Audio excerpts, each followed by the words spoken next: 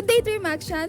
Welcome to our Safety and Campus Orientation. Today, we will guide you through the importance, reminders, and protocols para masiguradong safe, ready, at comfortable kayo habang nasa campus. Tramex Colleges is committed to providing a quality and safe learning environment for all the students. Kaya ngayong araw, ipapakita namin sa inyo ang mga importanteng lugar sa campus at mga rules and guidelines na kailangan nyong tandaan habang nag-aaral dito. So, let's go! For safety and security protocols, meron tayong security personnel na naka-assign sa entrance ng main building. Next, huwag kalimutan na laging magsuot ng ID. No ID, no entry po tayo. Kung may makita kayong suspicious behavior or emergency, lapitan kaagad sila. Hi, good afternoon.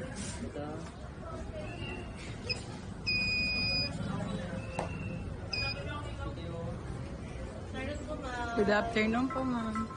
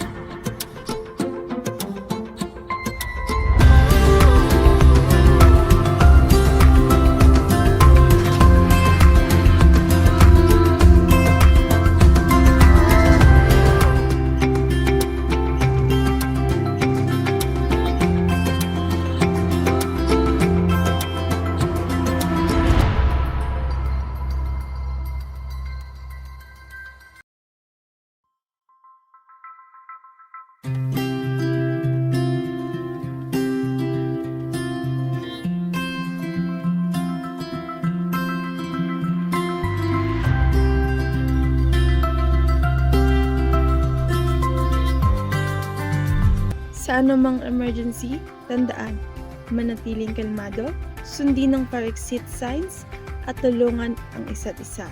Ang kaligtasan natin ay nag-uumpisa sa tamang kaalaman.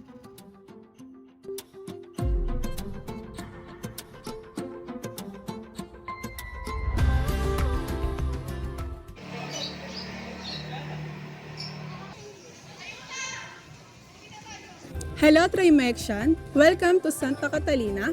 Nandito kami ngayon para i-guide kayo sa mga importanteng reminders at protocol para masigurong ligtas, ready at maayos ang pagstay nyo sa campus. These are the important reminders and protocols na dapat laging tandaan at sundin ng bawat student. No smoking inside the campus. Ang paninigarilyo at vaping ay mahigpit na ipinagbabawal sa loob ng school. No ID, no entry. Always bring your school ID. Siguraduhin laging dala at suot kapag papasok ng campus. Proper school uniform. Siguraduhin complete, malinis at maayos ang uniform tuwing papasok.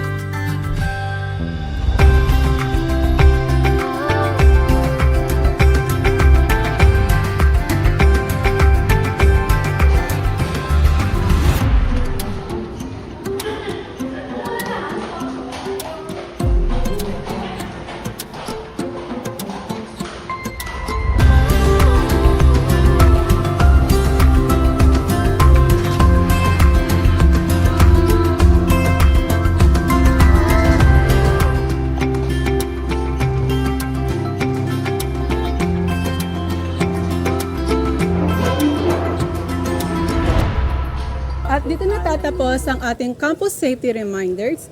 Sana ay nakatulong ang reminders na ito para mas maging safe at worry-free ang araw niyo sa school. Tandaan, ang safety niyo ang priority. Maraming salamat, Trimexian.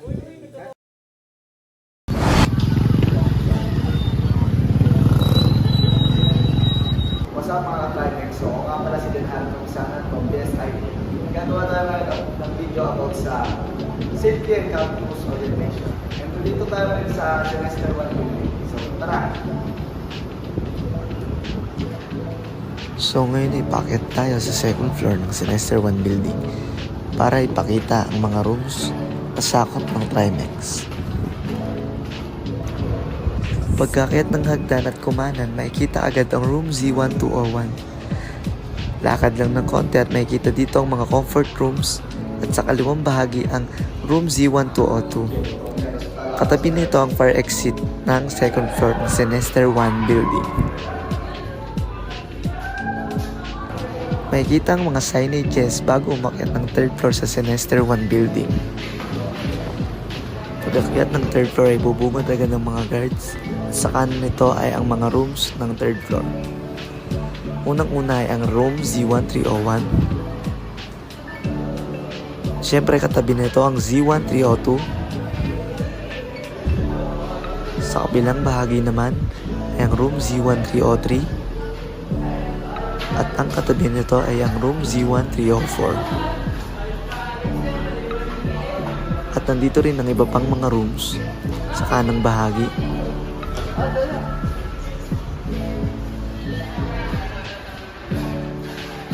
Ayan, makikita natin ang CBA office. Sa kabilang bahagi, ang room Z1305. Katapat naman nito ang CBA Faculty Office.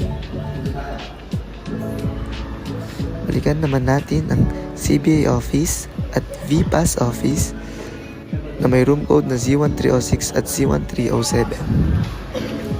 Paakyat naman ng 4th floor, makikita dito ang rooftop na konektado sa kabilang building, which is ang Semester 2 building. Kung magkaroon man ng sunog sa ibabang bahagi ng Semester 1 building ay maaari itong gawing fire exit patungo sa kabilang building upang makaligtas.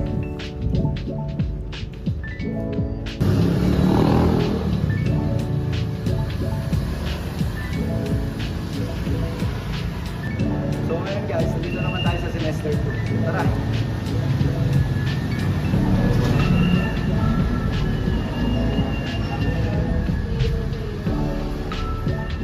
Sa unang palapag ng Semester 2 building ay makikita agad ang mga bagong dagdag na rooms ng Trimex.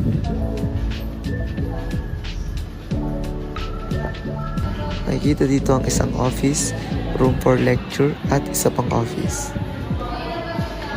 Pag-akyat sa second floor ng Semester 2 building, makikita agad sa kanan ng comfort rooms.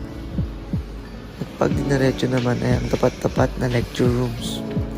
Ang mga rooms na ito ay nagmumula sa room Z2201, Z2202, Z2203, Z2204, Z2205, at hanggang Z2206. At sa kaliwang bahagi naman, pag-akyat ng second floor ng Semester 2 building, makikita naman dito ang fire exit. Makikita rin dito ang fire emergency button at fire extinguisher.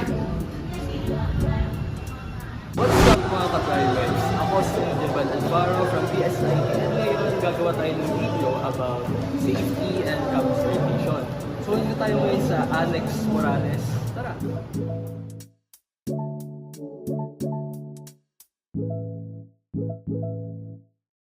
Sa Morales, striktong pinapatupad ang no smoking and no ID no entry policies.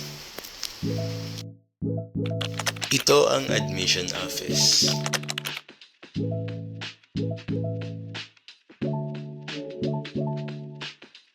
Ito ang payment section.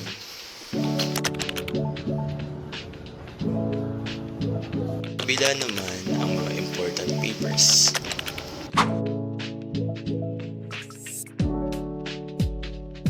Faculty ng mga subject teachers.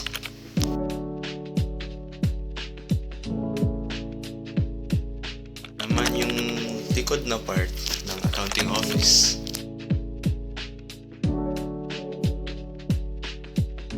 Ito naman yung housekeeping room. Ito naman ang storage room. Storage ng accounting documents. second faculty ng mga subject teachers.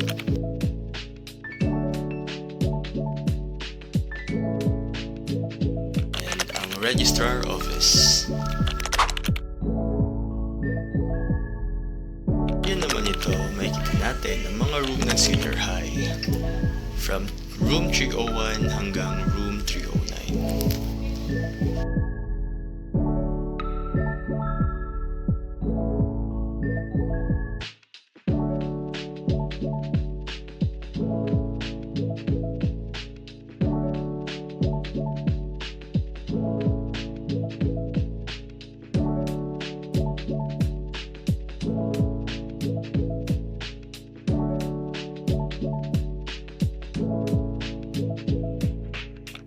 Ayun, may library pala tayo. Tara!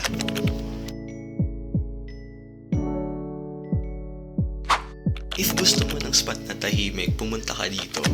Basta wag ka lang mag-iingay, wag ka magkakalat. Higit sa lahat, maging maingat. Baka naman gusto mo magbasa dito. Go! Pumunta tayo sa 4th floor, which is ang ating gym kung saan ginaganap mostly ang events.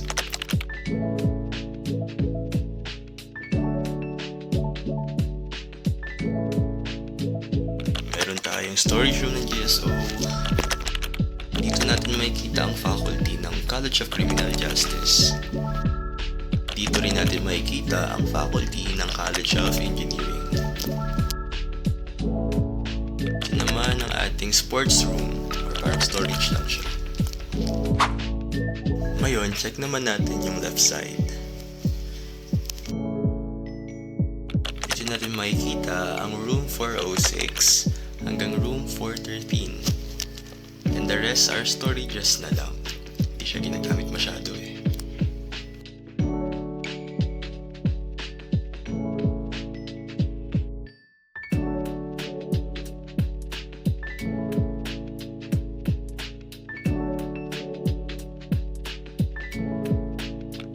And ito ang ating guidance office. Directions. Huwag natin kakalimutan yung mga signage sa paligid. That's for our safety protocols. So, in case of emergency, makinig sa protocols. Keep safe Trimextions. And of course, enjoy Trimex colleges.